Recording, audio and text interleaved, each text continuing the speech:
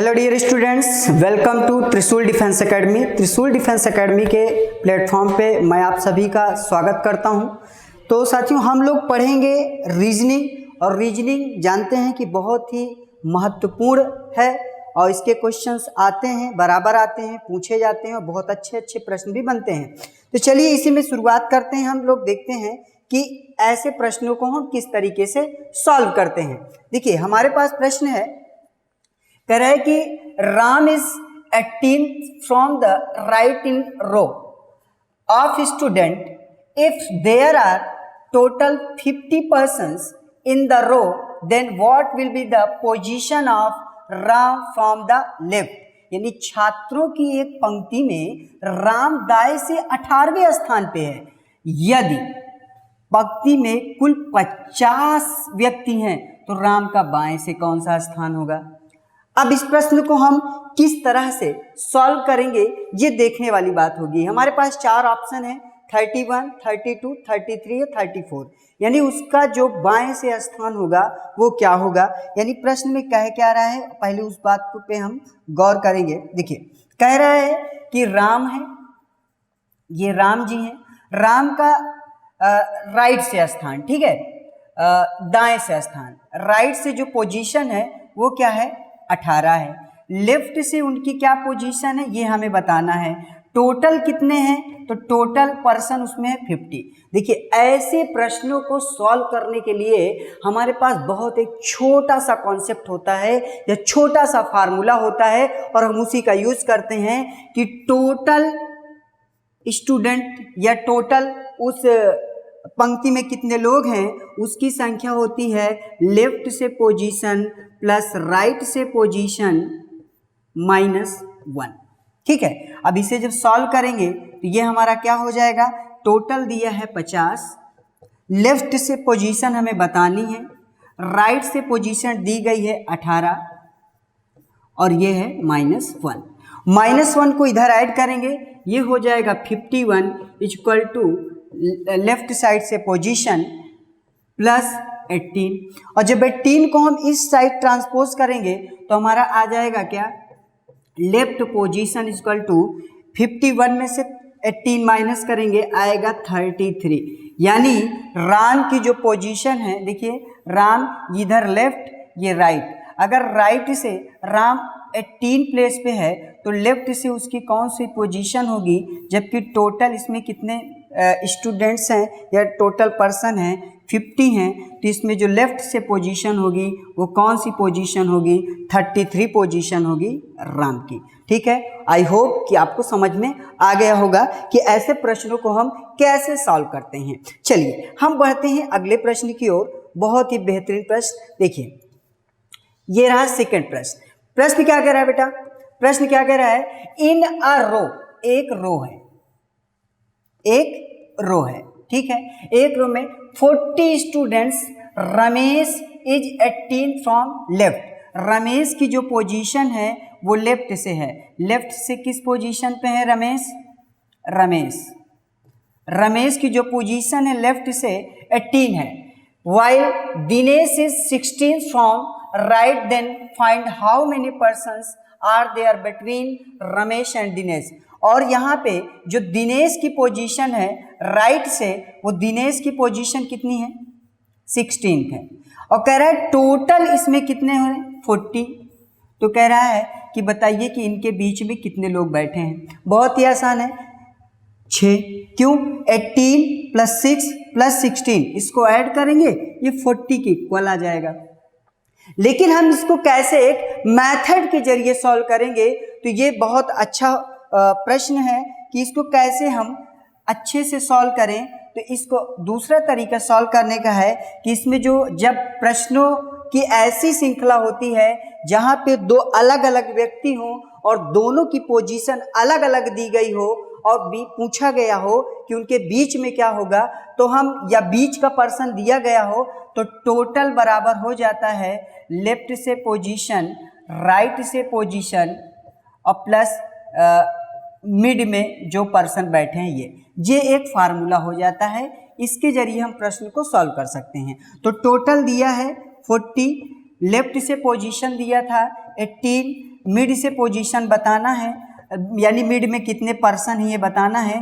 Right से position क्या दिया बेटा 16, और जब इसे सॉल्व करेंगे तो 40 minus 34 is equal to mid में पर्सन। तो ये कितना आ गया, मिड में पर्सन बराबर आ गया 6, यानी बीच में कितने पर्सन होंगे तो 6 पर्सन होंगे, और आपके यहाँ पे ऑप्शन नंबर सी क्या होगा, बिल्कुल सही होगा। उम्मीद है कि आप समझ पा रहे होंगे। एक बेहतर रीजनिंग अगर पढ़ना चाहते हैं तो आप टीडीए के साथ जुड़े, ठीक है। चलिए आप आगे बढ़ते हैं। ये रहा हमारा थर्ड क्वेश्चन। देखिए कितना बेहतरीन प्रश्न है। देखिए अब ये प्रश्न कहाँ का, इससे पहले जो हमने प्रश्न देखा वो डिस्टेंस एंड डायरेक्शंस देता था।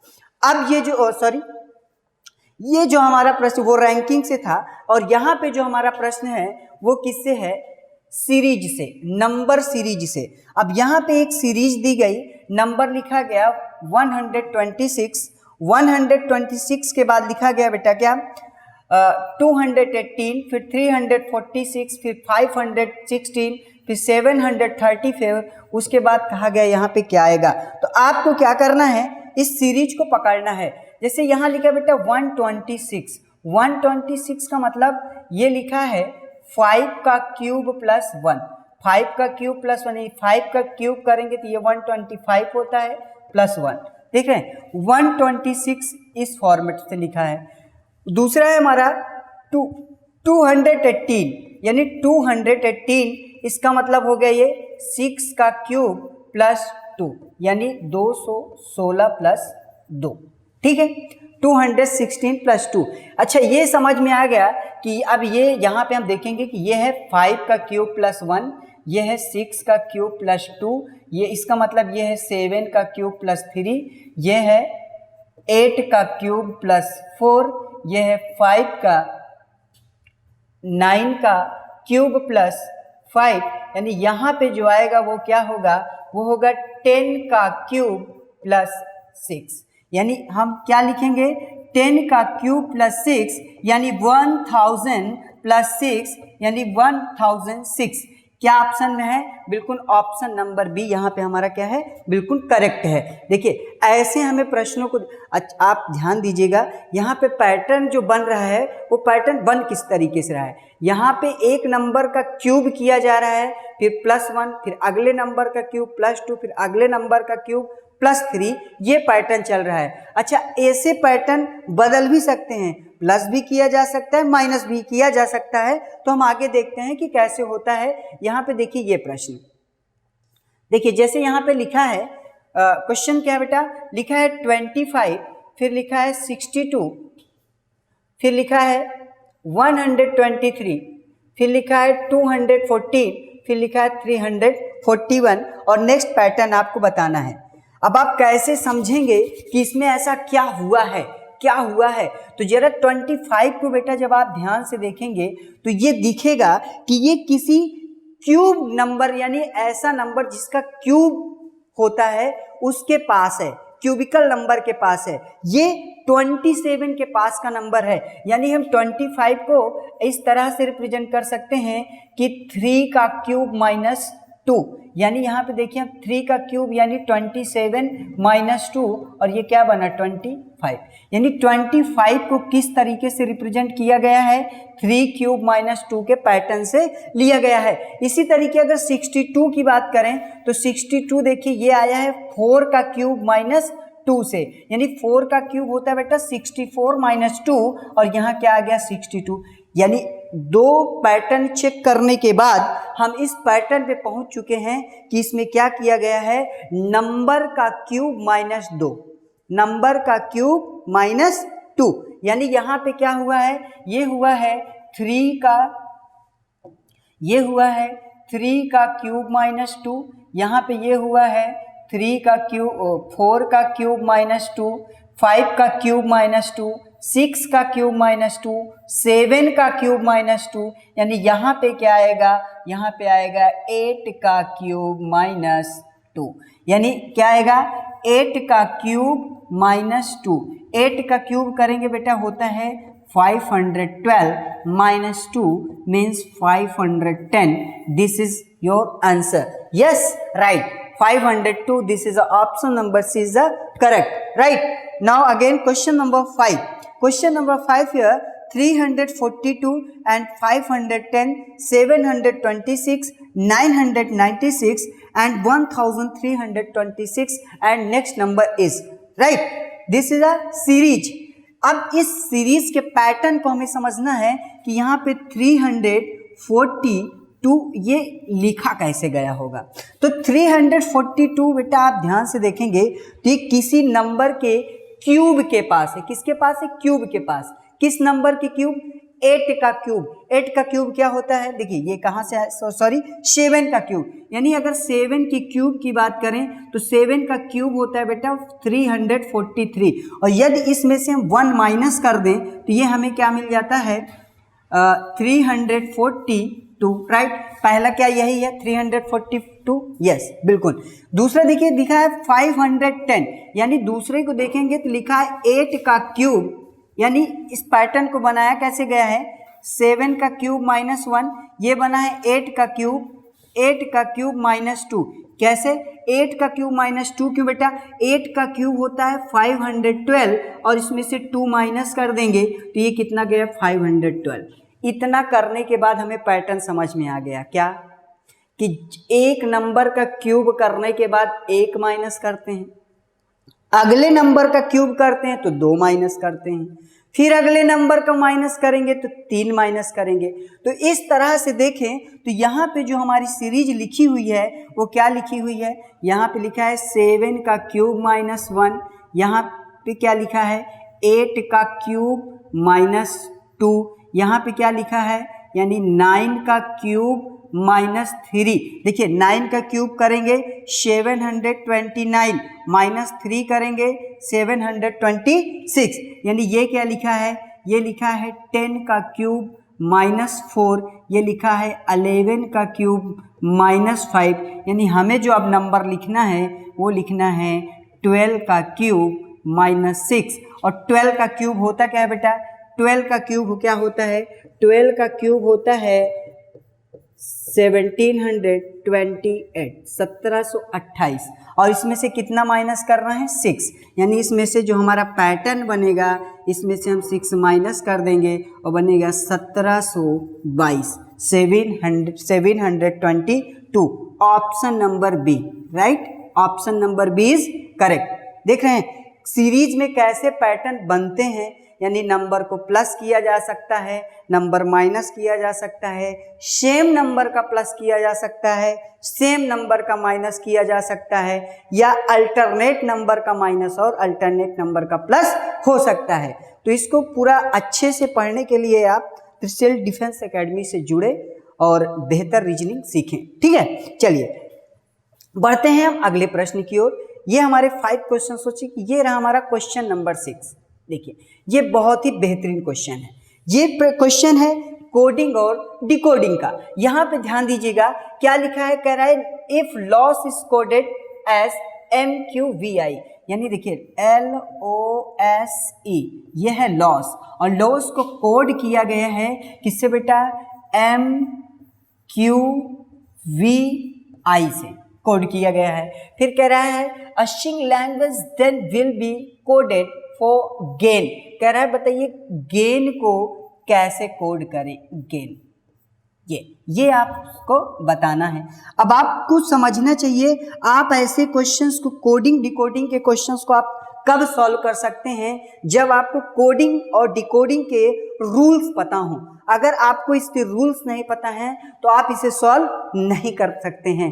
रीजन है उसका क्योंकि अगर आपको ये पता ही नहीं है कि यहाँ पे हम इसको सॉल्व कैसे करें, यानी L जो है वो किस नंबर पे आता है, क्योंकि अगर आप नंबरिंग कोडिंग कर लेते हैं तो आप प्रश्न को बहुत जल्दी सॉल्व करेंगे। देखिए यहाँ पे जो L होता है वो अल्फ़ाबेट में 12 नंबर पे होता है, O 15 पे होता है, S 19 पे होता है और E 5 पे होता है। यहाँ पे ध्यान देंगे तो M जो होता है वो 13 पे होता है, Q जो है वो 17 पे होता है, V जो है 22 पे होता है, I जो है 9 पे होता है। अब आप अगर ध्यान से देखें तो यहाँ पे जब इसकी कोडिंग की गई है तो यहाँ पे +1 की गई है, L से M +1।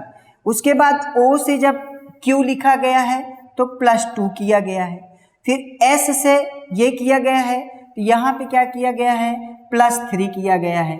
इसके बाद E से लिखा गया है 9 तो यहाँ पे क्या किया गया है, +4 किया गया है, +4।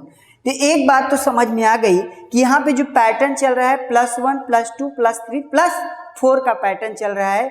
इसी सेम पैटर्न को हम अगली जो कोडिंग बोली गई है हम उस पे क्या करेंगे, फॉलो करेंगे। यानी गेन G होता है बेटा 7 पे, ये A होता है 1 पे, I होता है 9 पे और N होता है 14 पे। तो इसमें हमें +1 ऐड करना है, इसमें 2 ऐड करना है, इसमें 3 और इसमें 4 ऐड करना है। जब ऐसा करेंगे तो मिलेगा क्या, 8, यहाँ पे मिलेगा क्या बेटा 3, यहाँ पे 9 एंड 3 मिलेगा 12 और यहाँ पे 14 और 4 मिलेगा 18 और यहाँ से हमारी कोडिंग बन गई कि 8 का मतलब होता है अल्फ़ाबेट में H, 3 का मतलब होता है C, इसका मतलब होता है L, 12 का 18 का मतलब होता है R, HCLR, ये हमारा बिल्कुल सही है। ऑप्शन नंबर है HC, ऑप्शन नंबर आपका D, option number D is correct, right. Option number D HCLR, ये होता है कोडिंग और डिकोडिंग, ठीक है। अगर आपको ये नहीं पता है कि कैसे हम नंबर लिख रहे हैं तो अल्फ़ाबेट का जो क्रम का नंबर होता है वो आपके लिए बहुत ज़रूरी होता है। इसके माध्यम से बहुत आसानी से क्वेश्चंस को सॉल्व कर सकते हैं। चलिए हम बढ़ते हैं अगले प्रश्न की ओर। ये रहा हमारे पास क्वेश्चन नंबर 7। देखिए बहुत ही बेहतरीन प्रश्न कह रहा है, if a code language heater coded as KBDQHO, यानी हीटर HEATER, हीटर को क्या कोड कर दिया गया है, KBDQHO,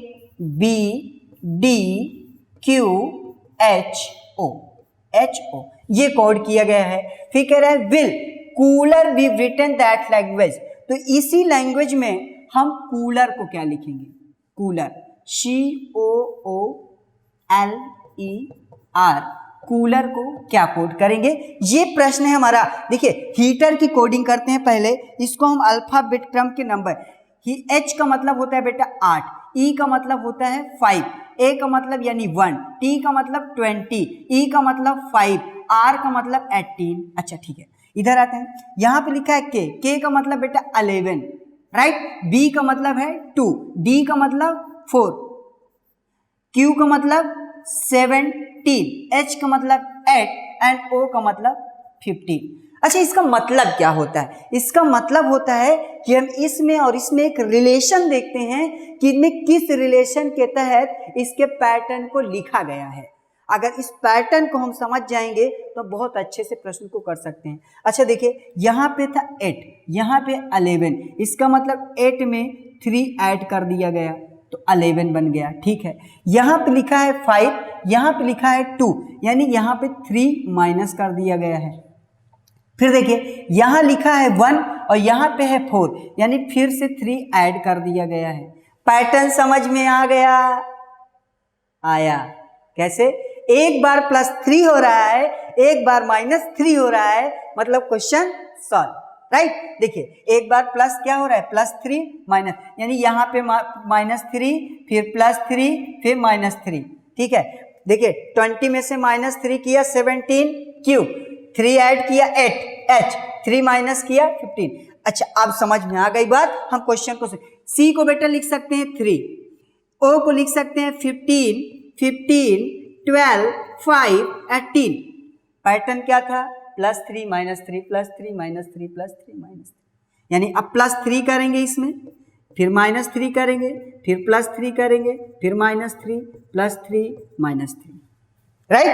अब जब 3 में 3 ऐड करेंगे तो बेटा ये बना 6, फिर जब 15 में से 3 माइनस किया तो ये बना 12, फिर 15 में 3 ऐड किया बना 18, फिर 12 में 3 माइनस किया बना 9, फिर 5 में 3 ऐड किया 8 और फिर 18 में 3 माइनस किया 15। बस लिख लीजिए, 6 का मतलब होता है बेटा F, 12 का मतलब L, 18 का मतलब R, 9 का मतलब I, 8 का मतलब H और 15 का मतलब O। FLRIHO, FLRIHO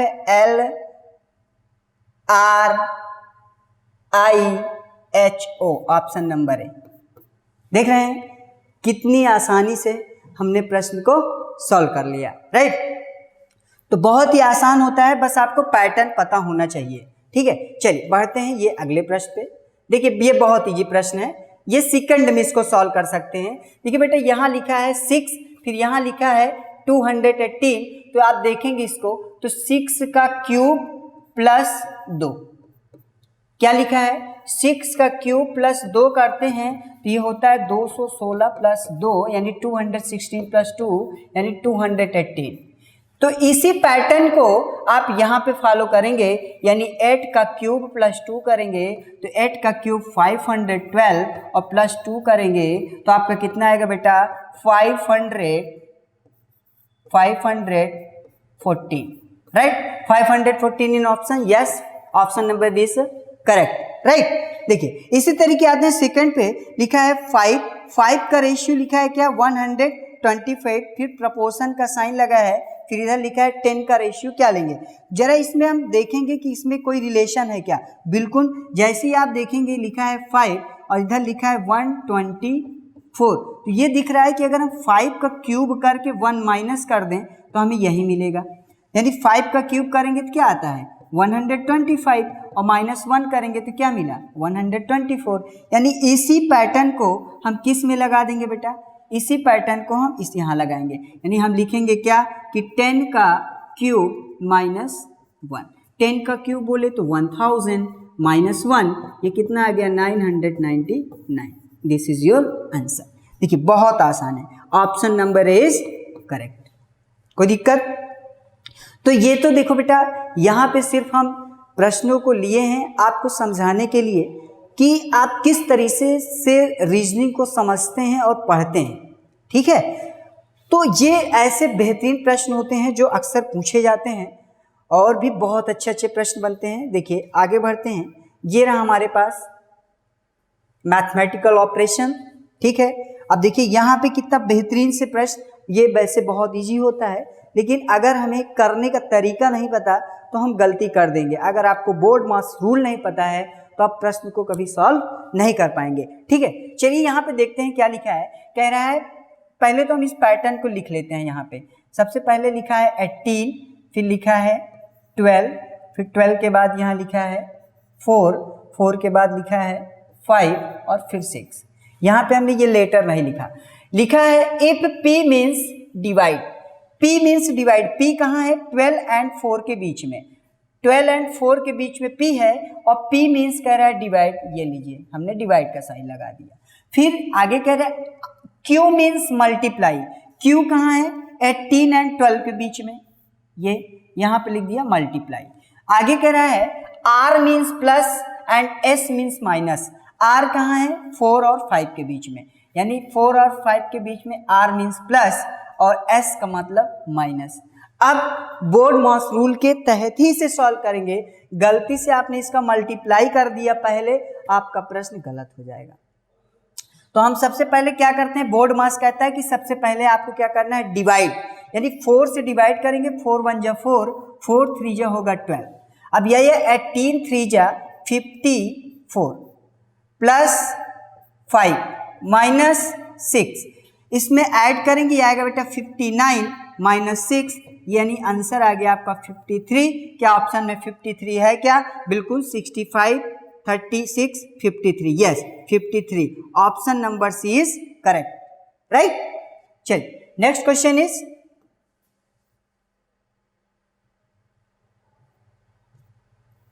देखिए ये भी मैथमेटिकल ऑपरेशन से प्रश्न है, आप भी इसका जवाब दे सकते हैं। क्या कह रहा है? कह रहा है कि if multiply means divide, minus means multiply, divide means plus and plus means minus. ये ऐसे प्रश्न हैं जो हर बार एग्जाम में पूछे गए हैं, राइट। चलिए देखते हैं ऐसे इसको कैसे सॉल्व करना है। तो आप इस पैटर्न को लिख लीजिए, इसी में सॉल्व कर सकते हैं। देखिए उसने कहा है कि मल्टीप्लाई मीन्स डिवाइड, यानी जहाँ पे डिवाइड लिखा है वहाँ पे हमें क्या यूज करना है, ऐसे लिख लीजिए 3, 15, 11 ब्रैकेट क्लोज 8, 6, ऐसे हमें लिख लेना है। अब हमें कह रहा है कि मल्टीप्लाई मीन्स डिवाइड, तो मल्टीप्लाई कहाँ पे है, ये ब्रैकेट के बगल 8 के पास, यानी मल्टीप्लाई, और मल्टीप्लाई मीन्स डिवाइड, यानी हम यहाँ पे क्या लगा देंगे अब, डिवाइड। आगे कह रहा है माइनस मीन्स मल्टीप्लाई, माइनस कहाँ है, यहाँ पे 3 और 15 के बीच में, माइनस मीन्स मल्टीप्लाई, ये मल्टीप्लाई कर लिया। डिवाइड मीन्स प्लस, अब डिवाइड कहाँ है, 15 और 11 डिवाइड, और डिवाइड मीन्स प्लस, ये लिख लिया हमने बेटा प्लस। फिर क्या है, प्लस मीन्स माइनस, प्लस कहाँ पे है, 8 और 6, यानी प्लस मीन्स है माइनस, माइनस। अब बोर्ड मॉस रूल के तहत इसको हम सॉल्व कर लेंगे, बहुत ही आसान है। 15 3 जा करेंगे तो ये कितना आएगा बेटा, 45, राइट, और इसमें 11 ऐड कर देंगे, फिर डिवाइड 8 माइनस 6। अब देखिए जब इसको ऐड करेंगे तो ये आएगा बेटा 56 डिवाइडेड 8 माइनस 6, 8 से इसको डिवाइड करेंगे, 8 7 जा 56, बचा क्या 7 माइनस 6, और 7 में से 6 गया तो कितना है बेटा 1। ऑप्शन में 1 है, बिल्कुल ऑप्शन नंबर ए 1 ही है। आई होप कि आपको समझ में आ गया होगा। तो आई होप कि आपको समझ में आ गया होगा कि ऐसे प्रश्न को कैसे सॉल्व करते हैं, राइट। चलिए आगे बढ़ते हैं, ये रहा हमारा नेक्स्ट क्वेश्चन, ये रहा, ये है हमारा लास्ट क्वेश्चन भी। चलिए देखते हैं यहाँ पे क्या कह रहा है कि Ramesh 8 kilometre he went towards south and turn toward west and walk 3 kilometre. He again turns toward north and walk 5 kilometre. Finally he turned toward east and walked 3 kilometer. In which direction is Ramesh from the starting point? Right? चलिए देखते हैं यहाँ पे इसको, Ramesh 8 kilometre दक्षिण की तरफ गया। सबसे पहले आपको डायरेक्शन का साइन बनाना पड़ेगा, ठीक है। सबसे पहले हम यहाँ पे एक साइन बनाते हैं, ये आपका ये बेटा क्या होता है, ईस्ट, ये होता है वेस्ट, ये होता है नॉर्थ, और ये होता है साउथ, ठीक है। अब यहाँ पे क्या कह रहा है, रमेश 8 किलोमीटर दक्षिण दिशा में गया है। मान लीजिए रमेश यहाँ है, वो साउथ डायरेक्शन में कितना गया, 8 किलोमीटर, ये 8 किलोमीटर। उसके बाद वो क्या करता है, 8 किलोमीटर फिर और पश्चिम की ओर मुड़कर 3 किलोमीटर चला। अब पश्चिम किधर है, ये वेस्ट, वेस्ट की ओर आया और 3 किलोमीटर चला, ये 3 किलोमीटर।